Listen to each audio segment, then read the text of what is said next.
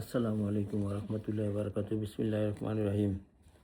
হযরত আবু হুরায়রা রাদিয়াল্লাহু আনহু থেকে বর্ণিত, রাসূলুল্লাহ সাল্লাল্লাহু আলাইহি ওয়াসাল্লাম বলেছেন, আমার কাছে যদি উহুদ পাহাড় পরিমাণ স্বর্ণ থাকে এবং আমার ঋণ পরিশোধের সমপরিমাণ ব্যতীত 3 দিন যেতে না যেতে আমার কাছে এর কিছুই অবশিষ্ট না থাকে, তাহলে এতে আমি আনন্দিত হব। বুখারী মুসলিম। বিসমিল্লাহির রহমানির রহিম। আবু হুরায়রা রাদিয়াল্লাহু আনহু থেকে বর্ণিত, তিনি বলেন, রাসূলুল্লাহ সাল্লাল্লাহু আলাইহি ওয়াসাল্লাম বলেছেন, তোমরা নিজেদের চাইতে নিম্ন মর্যাদা সম্পন্ন ব্যক্তির দিকে তাকাও এবং তোমাদের চাইতে উচ্চ মর্যাদাশীলের দিকে তাকিও না। তোমাদের উপর আল্লাহর দেওয়া অনুগ্রহকে নিকৃষ্ট মনে না করার জন্য এটাই উৎকৃষ্ট পন্থা। বুখারী ও মুসলিম।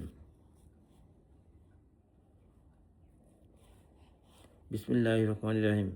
আবু হুরায়রা রাদিয়াল্লাহু আনহু বর্ণিত, নবী করিম সাল্লাল্লাহু আলাইহি ওয়াসাল্লাম বলেছেন, দিনার, দেরহাম, কালো চাদর ও চওড়া পার পশমি চাদরের ধাস ধ্বংস হোক, কেননা তাকে যদি দেয়া হয় তবে খুশি, কিন্তু না দেওয়া হলেই বেজার। বুখারী। বিসমিল্লাহির রহমানির রহিম।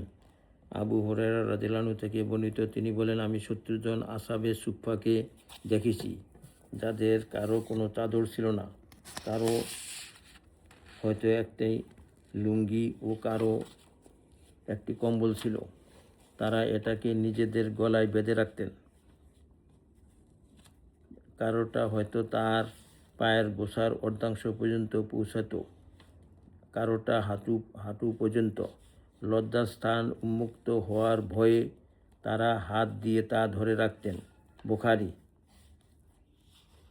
হে আল্লাহ, আমাদেরকে এই হাদিসসমূহের উপর আমল করার তৌফিক দান করুন।